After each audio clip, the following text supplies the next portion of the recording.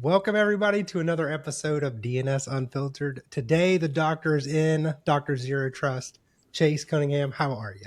Hey man, thanks for having me. I appreciate you inviting me over.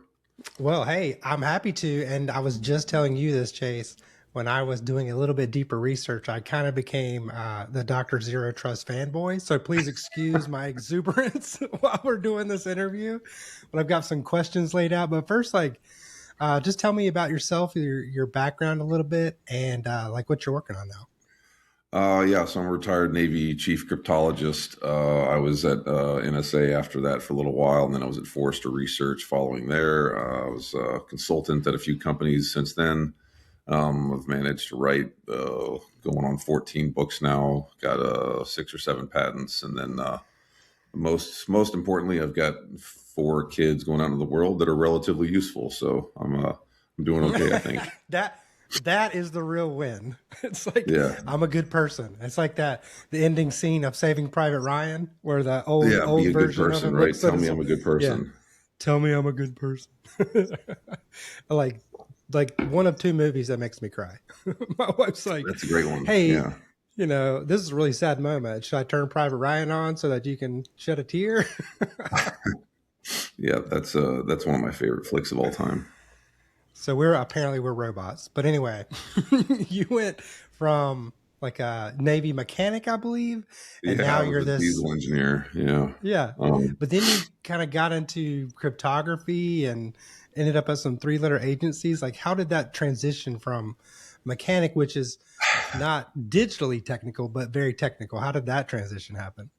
Yeah, so when I joined the Navy at 17, and I grew up on this little bitty nowhere ranch out in the middle of Texas, and I was one of the few kids when high school that kind of was interested in computers, but I didn't really do much. We were a dirt poor farming community, but we had a few computers, so I helped kind of put the lab together and do some of those things. And this is way back before we had even like documentation, so it was a learning event. And then fast forward, right, I joined the Navy. I go off and I wanted to be a mechanic because I like working on cars and fixing things.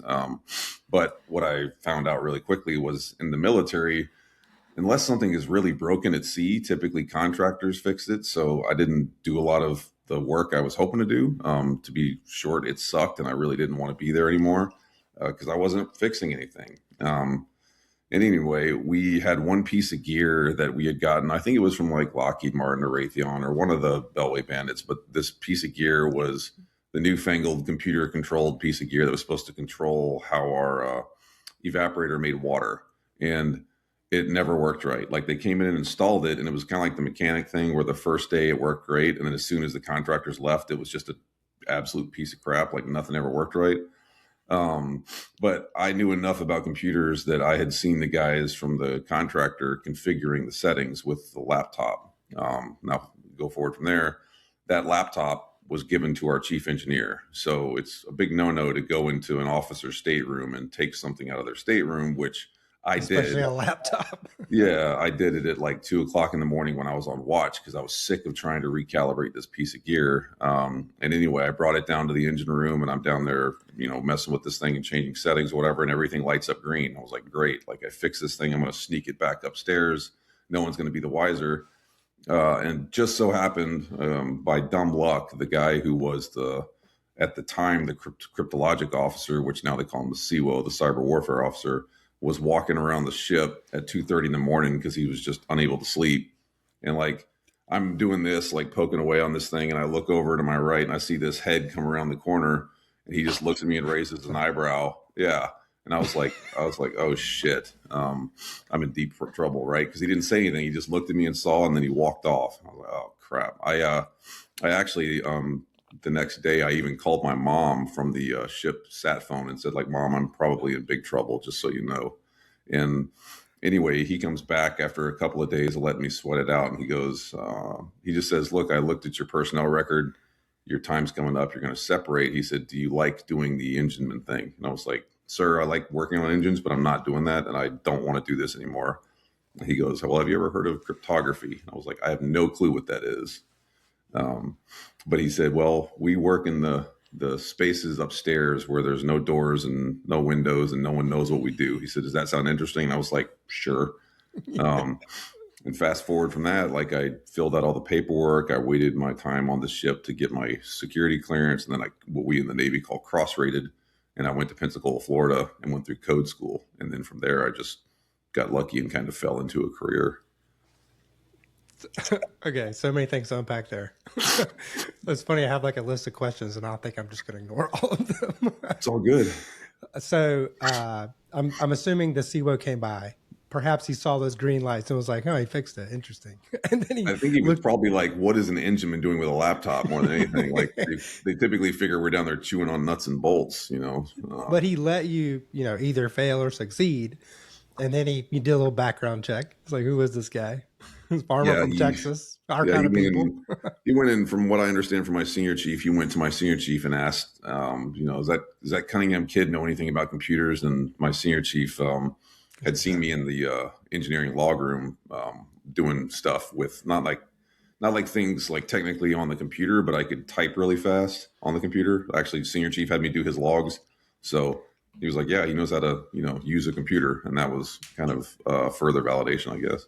Yeah, that was probably an anomaly back then anyway. I'm not sure how. Yeah. I'm not trying to guess your age or anything, but. No, I'm 46, so. Oh, yeah. We're like the same age. Yep. What am I? Yeah, I'm 46 now. Oh, man. Anyway, let's get back to it. So you go to code school. Like, first of all, that's a killer word. I didn't know it was called that. Well, so you go to. Yeah, I mean, it's kind of interesting because it's one of the only spots other than linguistics or special forces where you'll have every service that goes to the same school. So Air Force, Army, Navy, Marine Corps. At the time, there was no Space Force, but now there is. So we all went to Pensacola, and it's this little hole in the wall base up the street from the nice base where the air det people go. Corey Station is what it's called. You can look it up on the internet. No, that's classified, but yeah, it's a kind of grody little spot that is a hole in the wall that they only send a very select group of people to that have been through all the clearance crap. And then you go there for your first school, which I think mine was like 6 months of nothing but math and code stuff. So when did like a switch flip when you were a little bit more invested, let's say, into like the cybersecurity space? And then what happened to make you a little bit more outspoken, which I guess you could say you are now? I mean, the majority of the stuff I wish I could tell you, I can't because it's stuff I did in classified spaces. But I would just say that I was lucky enough to be involved in some operational things where we kind of saw the power of cyber at the time, and it was very useful for what we were doing in the war on terror. So that's kind of where I can leave it. But it was eye-opening for me to see, like, well, wait a minute, these guys were trying to, do collection on a target for whatever through traditional means, and we did our cyber stuff in like a couple hours, and we were good. And that was one of those kind of wake-up calls for me. And then, I think going on from there, I've said it many, many times, like I've just been super blessed to be engaged with the right people at the right time. I wish I could say I was smart enough to figure it out. It's all just kind of happened by, kind of circumstances, and wound up,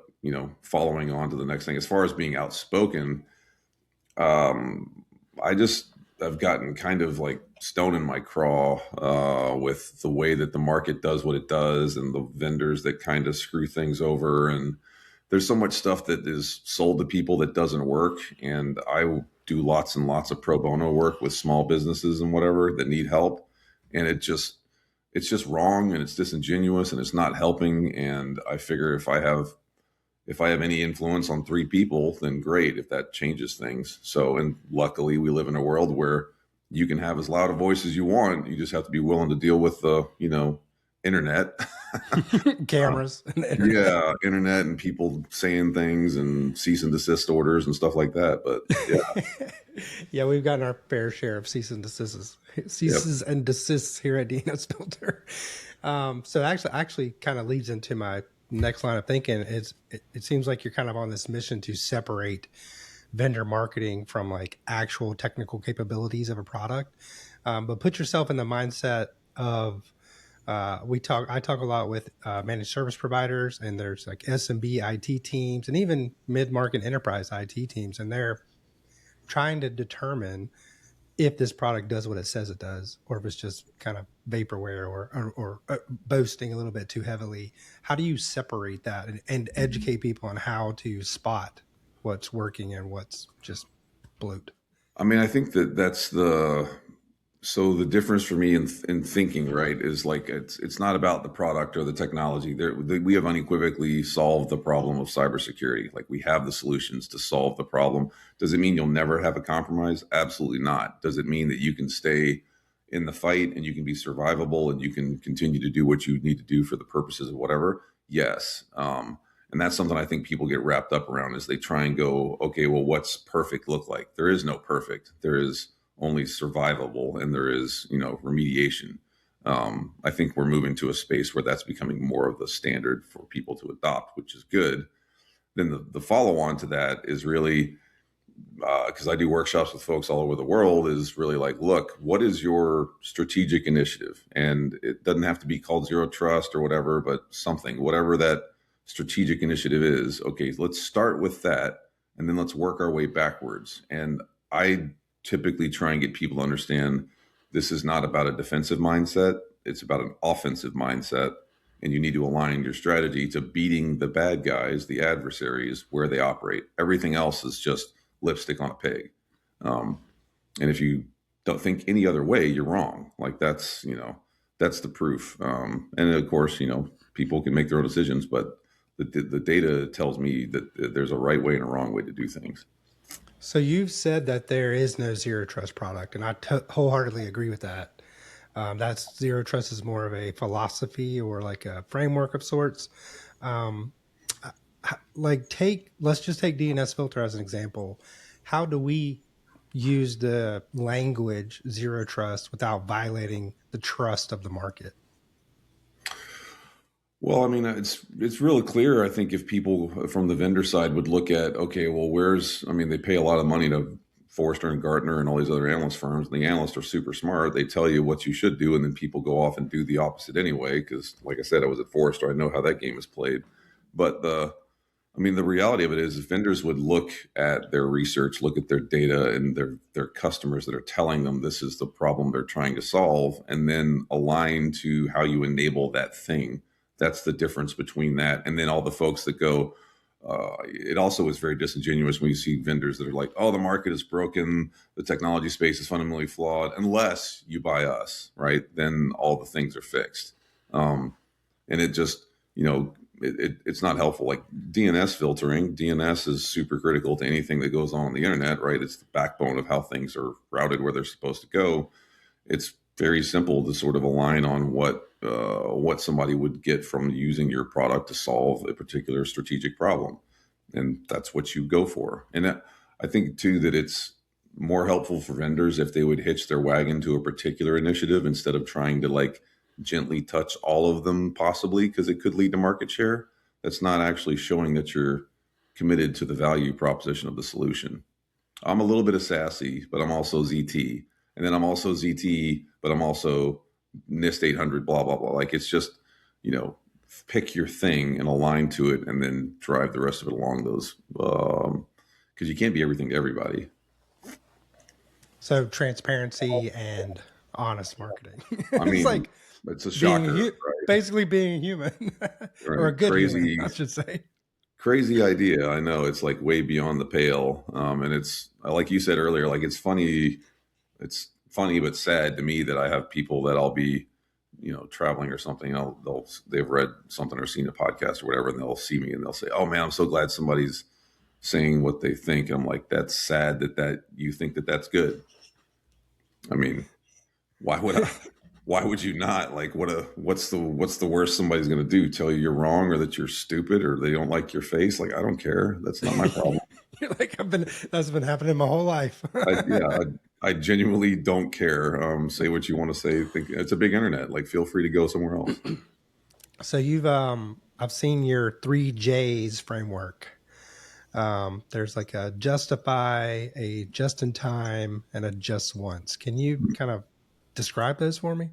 Yeah, so that's just a real simplistic sort of framework for looking at how authentication and authorization should occur. If you really think about what needs to happen for minimization of risk in that particular context, right? Just in time, okay, I needed access to this thing. Do you need it for 30 days? Probably not. Humans sleep. Do you need it for 8 hours of your workday? Okay, great.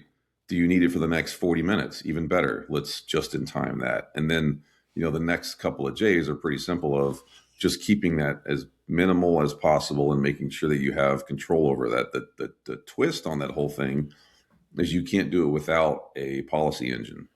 Ricky, the intern in a spreadsheet's not going to work. Like, you've got to have policy engine, you've got to have automation, and you got to be able to do this stuff at scale, especially nowadays when, we're creating, call it, digital users every minute of the day because people are building their own agents for God knows what. So it's a very important problem to solve, but it's also one that's very solvable. Like, the technology to do that, it's all over the place. There's no excuse for it not to be in place, honestly. So IAM identity is really at the core of cybersecurity. Is that your opinion? I think that it's funny because if you really think about the mechanism of what makes cybersecurity functional, right? We have to have users on machines. We have to have people or agents doing things, whatever else. So I think that identity is one of the core mechanisms around which all of the many moving parts of the cybersecurity engine revolve. But you could also transpose that with different pieces of infrastructure depending on the problem you're trying to solve. I do think that it's problematic for most organizations to go, let's deal with the data problem first, because data is so ethereal nowadays and it's so different between organizations. And what used to be data, right, like a record in a database that was valuable, isn't necessarily what we put value on today. I think more what both folks should focus on is, like, I call it the center of gravity of their organization. Wherever the most important things take place that keep your business operational, functional, useful, that's where you focus. If you try and track down your quote data to begin with, you'll be tracking that forever and you may never even solve the problem. Okay, that's interesting. But first, I want to go back to what you said a moment ago about that we've solved cybersecurity. Is that having identity around the elements, the most important elements? Is that the solution of cybersecurity? Like, tell me about that. That's a valid solution. Is it the ultimate end all be all? No. Does it mean you're bulletproof? No. Does it mean you're, bullet resistant? Probably. But I'm also, like, putting together a podcast today that I'm recording on my own show that's basically like, look, here's how much people still suck at passwords in 2025. And it's one of these things of folks will say, well, I don't know how we solve this problem. I can tell you, like, there's a reason that there's entire sectors of our market that are dedicated to research, like Mandy and M Trends and Forrester and Gartner and Verizon DBIR and whatever. And they tell you the same thing every year for a decade plus is the majority of the problem. And people still go, well, gosh, I wonder how I solve this. If users suck at passwords, you use a password manager and you mandate MFA, problems relatively solved. It's not rocket science. Why is that so hard? Like, everyone in the audience, think of your your average family member or friend and their password hygiene. Like, everyone listening to this, you and I are probably on the nerdy side of things. So, like, I have, like, if I can put 150 characters in a password field, I will do it. Like, Sure. because who cares? Because I don't have to remember it. Mm-hmm. And I have the security around accessing that password. But why is it so hard for people to do those, like, 3 extra steps? Like, what is the human hang up?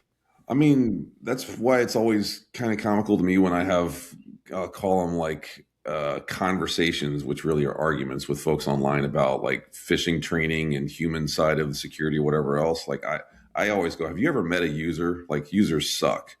People in general are not super awesome. So why would you continue to try and combat human nature and not use a technical control?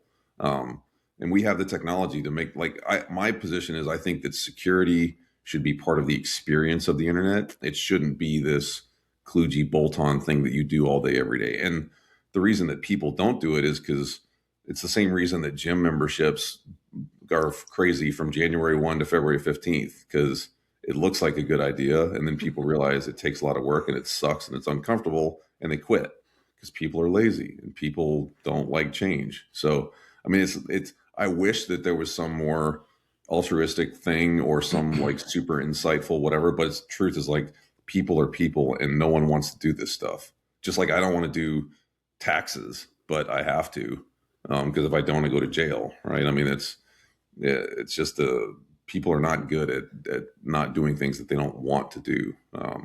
But these are simple control. Like these are like buckling your seatbelt.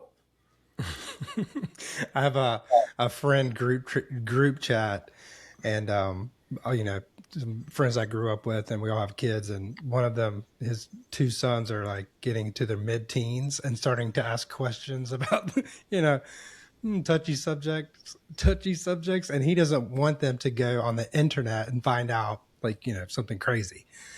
And I was like, hey, DNS filtering is a really good idea. And I gave him some options, and I'm like, he's like, oh yeah, but I talked to him. And I'm like, well, that's great, but you should also put in some technical controls because they're just fallible humans. Like they're not going to obey every time. So if you put some technical controls in place, that will help. And that's the same thing in business. I mean, it's people deny, it's just weird to me. Like people will fight the reality of how human beings have operated since the dawn of time. And then they wonder why it doesn't work. It's like, cause that's just not smart. Like it's not crazy to think that, hey, if you put a kitty picture in front of people, they'll probably click it because people like pictures of kittens. I mean, when I used to red team folks, like I sent pictures of puppies and kittens and I got clicks all day, every day. It's not hard. So you had I guess an extension of the ZTA. Was it ZTA? I guess whatever. Zero Trust extension framework. Yeah. And you developed that, and it's being used, I guess, or incorporated into NIST and CISA guidance. But how has your thinking evolved since that extension that you created?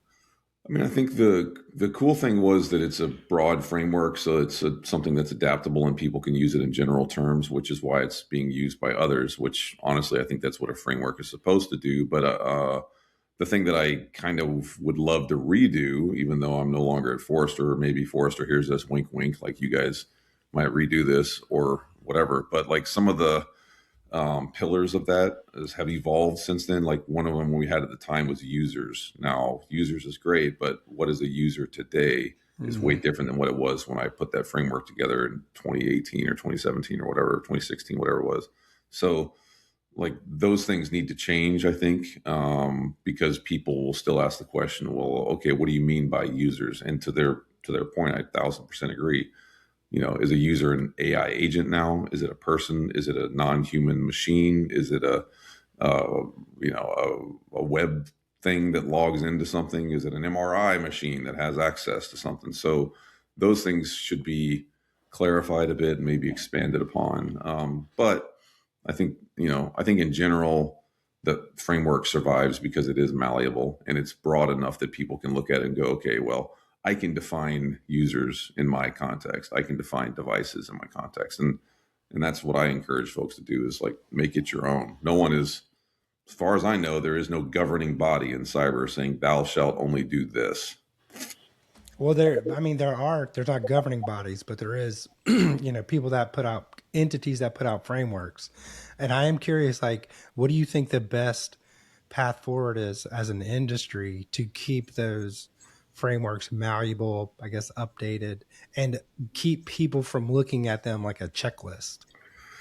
Well, we're never going to get to have people not look at them like a checklist because we have people that's how they operate in this space, right? Is they're very formulaic, which is fine, but it's going to be problematic to keep running along with that approach. I think what we need to remind people of is that these are reference architectures. Like the word reference is in there for a reason. It's not chiseled in stone architecture. So refer to it, use it, make your own decisions, do your own things with it, go forward from there.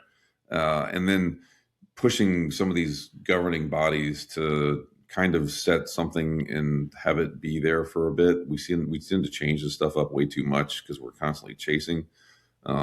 So like I'm a fan of NIST 800-207. I think it's really well aligned for ZT, and I think it's a very prescriptive approach. Just okay, folks, let's just NIST. Let's just say like that is our zero trust reference architecture. Done. We don't need anything else right now. Just pick it and let's roll with it for a bit. But that, that's kind of the nature of the market, to be honest. Yeah, agreed. But yeah, when you're adhering to these frameworks, keep in mind that they were written at a point in time and things change, evolve. Yeah, they're snapshots. And I mean, that's what compliance is too. Compliance is a snapshot. And there's never been a Russian ransomware gang that broke into a network and went, oh no, they have PCI. Speaking of a Russian gang breaking into your network, you had mentioned red teaming a moment ago, which is just, attacking your own infrastructure to find vulnerabilities before the bad guys. So how would people start down a path like that? I would encourage them to not start down a path like that themselves. What they should do is reach out to folks that know what they're doing and bring them all along as service providers. There are some automated solutions now that can help with that. If you go look up like automated red teaming or pen testing, those things are out there. And the reason I say that you should not do this yourself is if you're not really good at it and you don't know what you're doing, the odds of you bricking something important or pissing a lot of people off or potentially causing yourself more misery than you want is very, very high. So yeah, unless you're a red teamer, don't do it yourself. Maybe consider some automated options that will help you get results and things like that, or outsource and bring it in. Now, the reason you should do that, and the reason I think you should do that first before you try and do anything else, is what logical person would say, I'm going to come up with a plan to defend myself if I don't know where I'm actually weak? Yeah. You know what I mean? If you're not prepared for, call it the fight, you're not actually prepared for the fight. Yeah, and you don't know what you don't know. No, and adversaries don't play by rules. We do. They don't. They don't go, oh no, I can't go after an IP address that's not in this subnet. I can tell you because I've been a red teamer. When I'm scanning and I see an IP address that showed up that it wasn't supposed to be there, it's like, interesting. Why is that?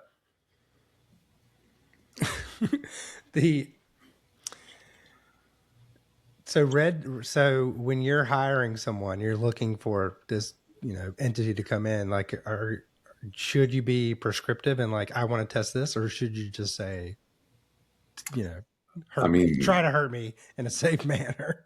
My thing is like, if we're going to have them do it, like let them go, just, hog wild, because that's what is going to happen on the adversary side. I want them to attack people at their on their home networks. I want them to try USB drops. I want rubber duckies. I want wireless stuff. I want printers gone after.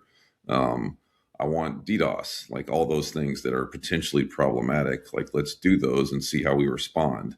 And one thing that you might take away too is like, you don't actually have to do the technical red team or hacky things. Get the people around that lead and bring them into a room and give them whiteboard sessions and tabletops and go, okay, here's our scenario, and run through it. As of 0300 this morning, we experienced a ransomware event on these systems and we are no longer able to use email. What do we do? And then just see what happens. And if you can't work your way through those kind of broad tabletop exercises, you don't have a hope in hell of surviving an actual red team. Yeah, makes sense.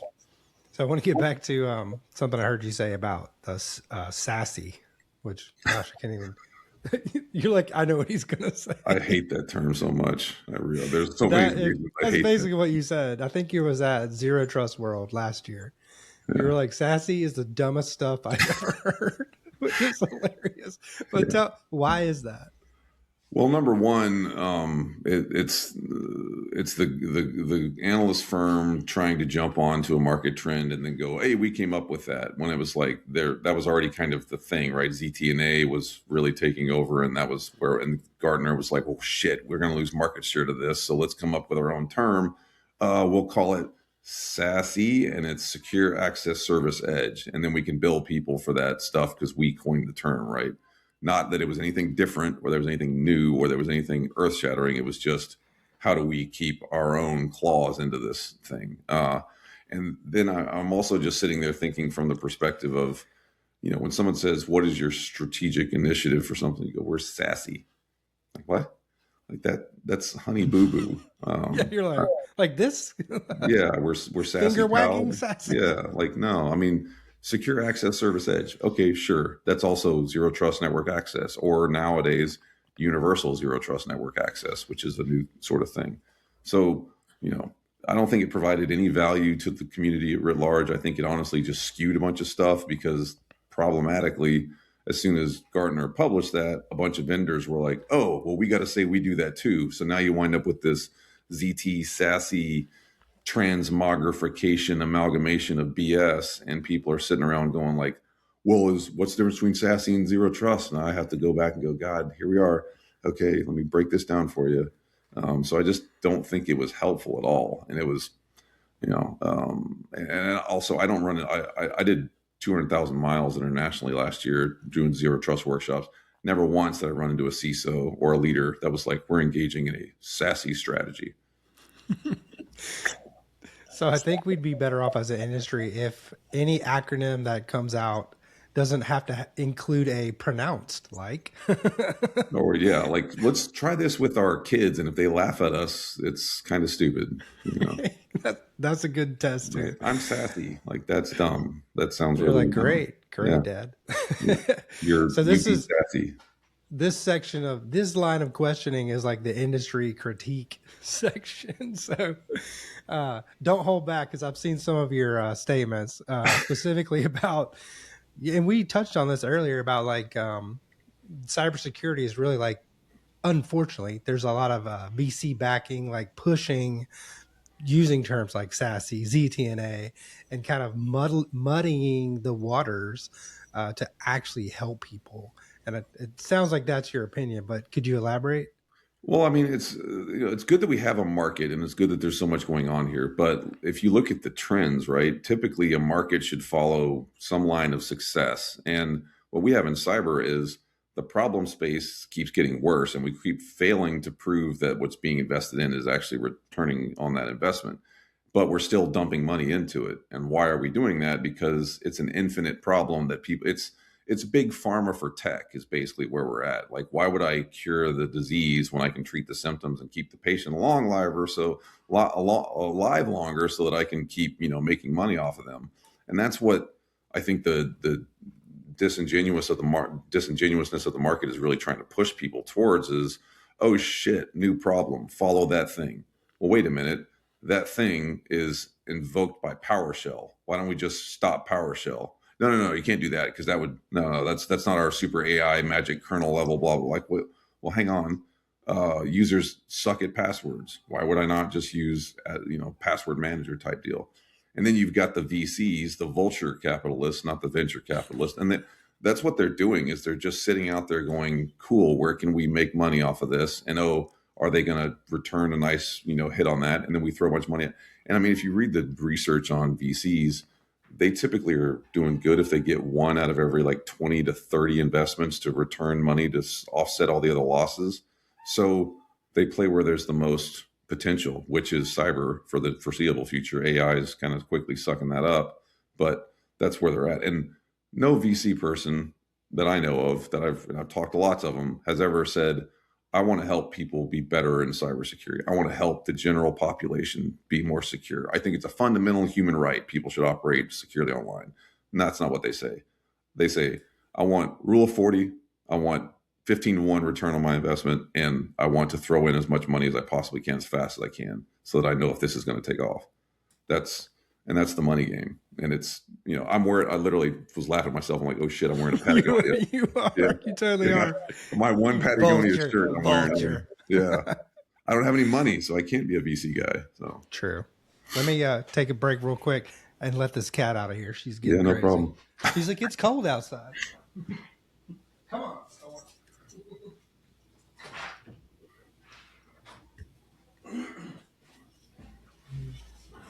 Yeah, it's funny. I told her, I was like, listen, cat, we're on camera all morning. Oh, there's my dog barking right now. Yeah, they probably heard the word cat and they're like, It's yeah, they're gonna go outside probably is what it is in the snow. so we were talking about the dirty vulture capitalist. You're wearing a Patagonia sweater. Is Yeah, it a vest? Is it a vest? Let's see the it's a sleeves. sweater. No, it's a sweater. Okay, So at least okay, it's you're not safe. the down vest thing. Yeah, You're safe. So I've heard you say the phrase "a self-licking ice cream cone of misery." I just love that we're like also chronically online that we can pull quotes from like all over yeah, the place. yeah. So like, just tell me what that is. What is that?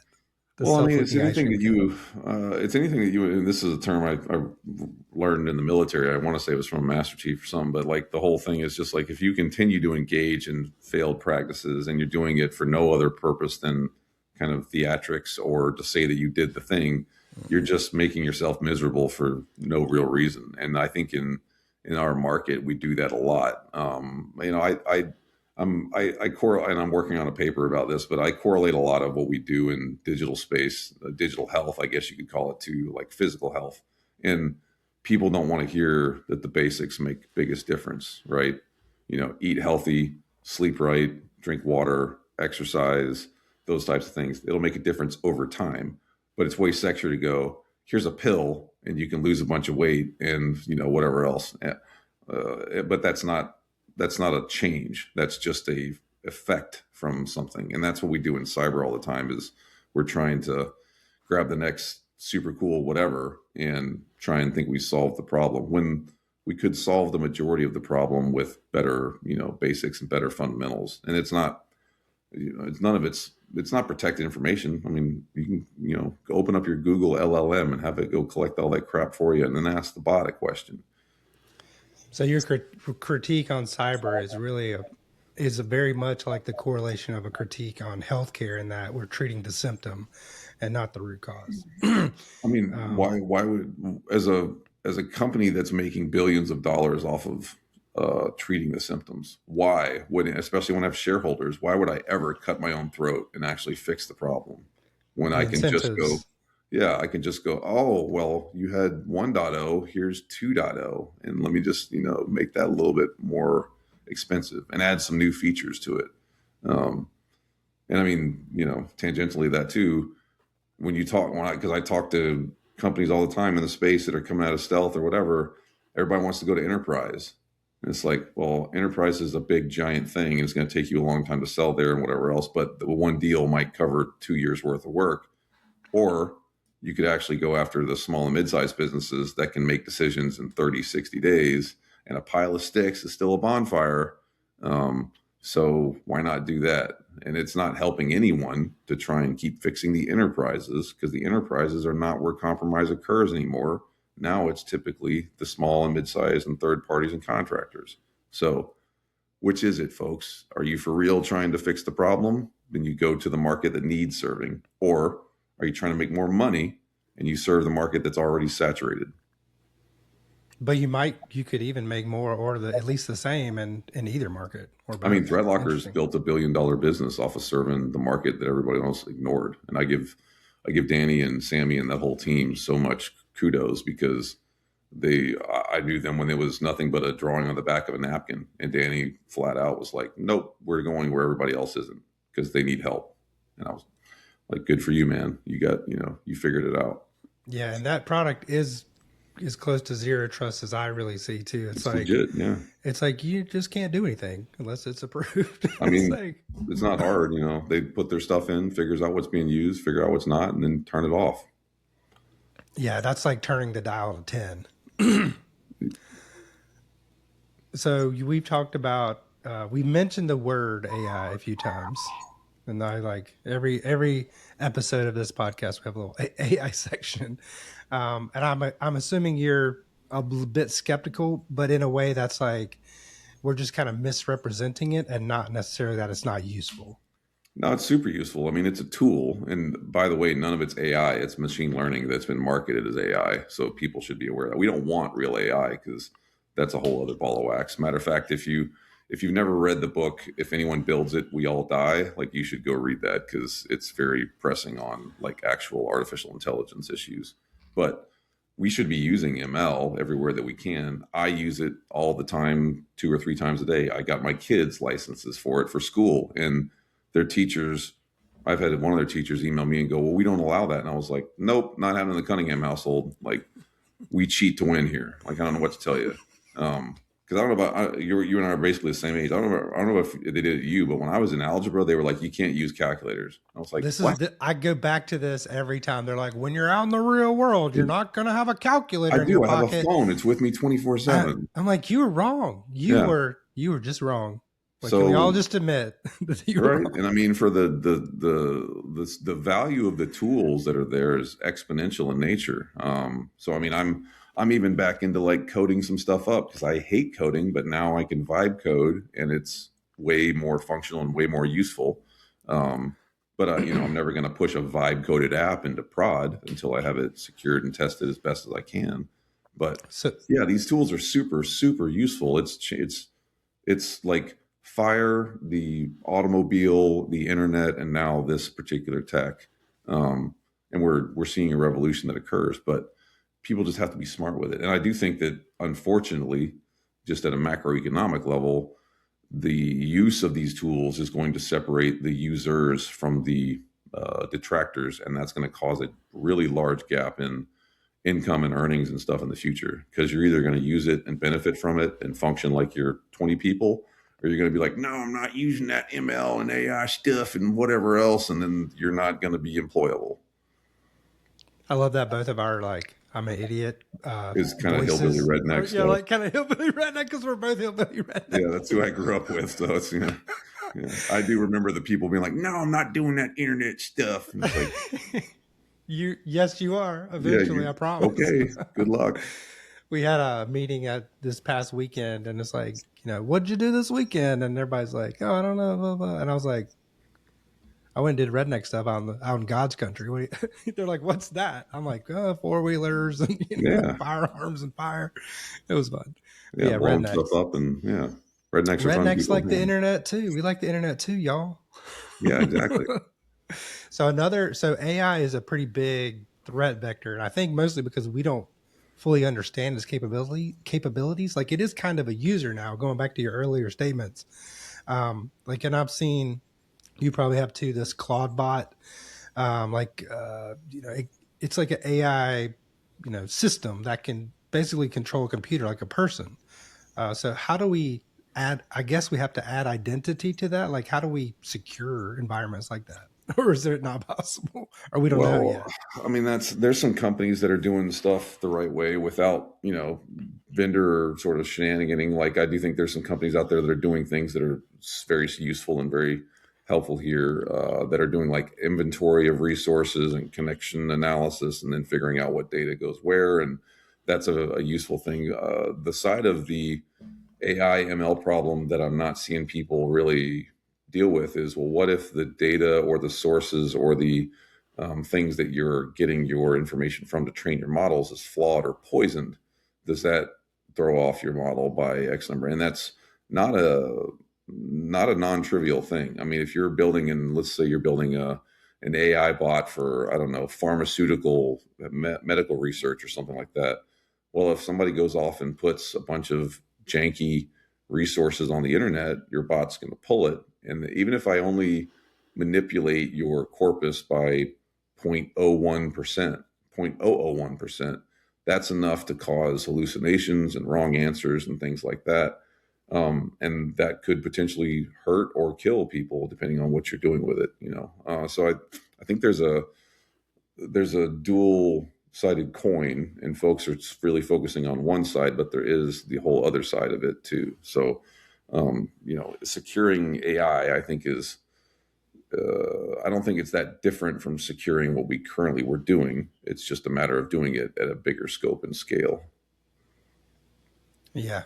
And we're not quite prepared for that bigger scope and scale because we've been doing things we thought we were automating, but it turns out we were not automating like Well, I mean, you massively can enough. automate yourself into misery just like you can automate yourself into That's success, true. right? Like, And we see that with like cascading failures on the internet. Like, oh, this mega multi-redundant system, and we push the change, and then it cascaded through the entire globe, and now we got to roll back, which also takes like 6 hours while people are hammering the system and internet's yeah, failing everywhere. F5ing it all the time to try and reload their stuff. Like, Yeah, yeah. like there's no undo in automation. Right. Yeah, you can automate failure just like you can automate success. And I mean, it's also kind of weird too to me when I see verticals that ignore like tsunami problems. So like if you remember what happened with Marks and Spencers, they're all in the UK, which is an island, and then you've got Marks and Spencer gets hit really hard, and then Jaguar Land Rover gets hit really hard, and then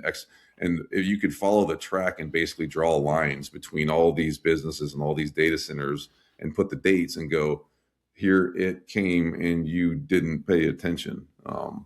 Like if I was a Jaguar Land Rover and I saw Marks and Spencer go down, I'm pumping the brakes on everything we're doing and trying to get to the next step because it's coming. Yeah, it feels like the scene in the first Transformers movie where they're like, cut the hard line. Yeah, It's right. like Yeah, just with the disconnect axe. it from the internet because we're next. Yeah, right. Yeah, So AI slash what it's really ML is a threat vector, and then there's also ransomware. Still, maybe less talked about now because AI is taking over the globe. But ransomware, and you mentioned this earlier about like ThreatLocker's example, where they're going after the small to medium businesses. It seems like they are getting hit by ransomware more often because they're softer targets, whereas enterprises have been more hardened. And you can get, a million, you can ransomware a million people and get the same amount of money you can if you ransomware, one big corp. yeah. I mean, it's the slow gazelle problem. If all the enterprises have done to a degree what they've got, and they've got the multi-million-dollar, billion-dollar infrastructure. If I'm a bad guy in Latvia, why would I go after Chase Bank when that's kind of dumb? I want to go after the subsidiary that sells toilet cleaners to their offices, and then work my way through that. And like you said, and I mean, this is literally one of the business strategies I work with people on is a pile of sticks is a bonfire. So if I get one enterprise, great. It might take me forever, and I might never succeed. But if I get 1,000 small businesses at $1,000, I made a pretty good chunk of change, and it was probably a lot less time and a lot less stress and a lot less risk. So, figure that one out. Yeah. So the bad guys are also good at strategizing. I mean, They're they're running a business. business. Yeah, they're multi. And I mean, now that and this is public knowledge too, like I've been reading about the drug cartels are getting in on cyber because they realize it's more beneficial, more money, less Yeah. risk, Less and kinetic. right, and no logistics. Like I don't. Oh, you mean I have to throw bales of coke over a fence in Nogales? Oh, great! I can just like send somebody malware and they'll get hacked and they'll pay me because they want their machine. Sure. Who is better at getting things shipped across the globe? The logistics guy for the cartel or Tim Cook from Apple? Yeah, yeah. Well, the logistics guy will get it there on time and under price. So uh, it's So you mentioned the word reading there, and I wanted to talk about your books. One in particular, the How Not to Lead book. yeah, And you've written like some really cool books. Like there's like a comic yeah. basically, like, and Ninja then comic. there's like a couple of fiction stories, which Mhm. I didn't get to read all of them, but I saw some excerpts. They were pretty cool. But in the How Not to Lead book, you're talking about dumpster chickens and mushroom farmers. So Yeah, what is that? yeah. So dumpster chickens basically are seagulls, and we kind of called them that in the military because they would always be at the end of the pier, and you always joked like, "Oh, if I ran out of stuff to eat, I could eat one of those dumpster chickens." But from a leadership perspective, if you've ever been around people that will fly in, squawk a lot, shit all over everything, and fly away, that's a dumpster chicken, right? You're like, you flew in here to tell me that there's a problem. You crapped all over my solution, then you left. Like, what good is that? I need an actual fix, or I need something that will work to get us to the next thing. So don't be a dumpster chicken is kind of that side of it. And then the mushroom farmer, you keep your people in the dark and you shovel shit on them. I mean, and that's pretty much how you grow mushrooms, right? But it's a problem because no one likes to be in the dark. And interestingly enough, when I was writing the research for the book, I learned mushrooms have a substrate and they actually communicate, which we would call gossip. So if you don't shine the light on things and actually be honest with people and tell them what's up, they will start to use their substrate, even if they're covered in shit, and have communications with each other about what's going on, and that will be detrimental to your organization. So don't be a mushroom farmer. The first neural network, I mushrooms. mean, it's mushrooms, right? So, you're really spreading the democratizing, I guess would be a good word, zero trust. It seems you're kind of on this mission, and I think you're successful. So congratulations for that. Oh, And well, thank you from the community to you. Thank you so much. I'm trying to do what little I can. So yeah, I appreciate it. So I have some rapid fire questions to wrap up. All right. What's the most overrated security technology right now? Endpoint security or phishing training. Phishing training. Okay, phishing training wins. Oh, hold on a minute. Endpoint security and phishing training with a slight edge. Yeah. Why endpoint security on the list of overrated? So, I mean, if you really look at what the endpoints are, most of your organizations could run with a Chromebook, and there's no operating system on a Chromebook. So if you want to stop people from getting infected, take away the infection vector. I'll let you drop malware on my Chromebook. There's no OS. Go nuts. It's not going to do anything. But there's this big billion-dollar industry, multi-billion-dollar, hundreds of millions of dollars around taking care of endpoints. Like, just look at your use of that stuff, figure out what people really need, and then give them that and take the rest of it away. And then someone will say, well, what if we don't have internet? When do you not have internet? I mean, come on. Like, in a war zone or something? Yeah, I was going to say, if you're like in, downtown Kursk or something, sure. But other than that, you got internet. All right. What is underrated that managed service providers and small business owners and operators should be paying more attention to? Microsegmentation and ethereal sort of endpoints, I think, is going to be the next real trend in the space. Ooh, this is great. So ethereal endpoints, I'm assuming you mean treating them more like cattle than pets. So I think we're starting to see where a lot of these, call them single use case sorts of machines are becoming a thing. And if you can imagine not having an operating system on an endpoint like a Chromebook, but have it be across an enterprise. And whenever that machine goes to sleep and wakes back up, it just comes back with a fresh, clean disk. That's coming, and that's going to be very interesting because this is like Unix or like one of those Linux distros. That's just non-persistent.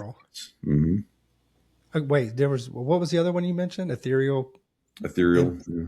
And what was the other one you mentioned that was underrated? Microsegmentation. Okay, what is that? I mean, that's where you're trying to get past VLANs, and you're really getting down to segmenting the asset itself. And a segmentation, if you could imagine, could be segmenting a user with good passwords and good access controls. It could be segmenting a resource with the right ports locked down. So micro-segmentation. So let's talk about like IPv6 for a second.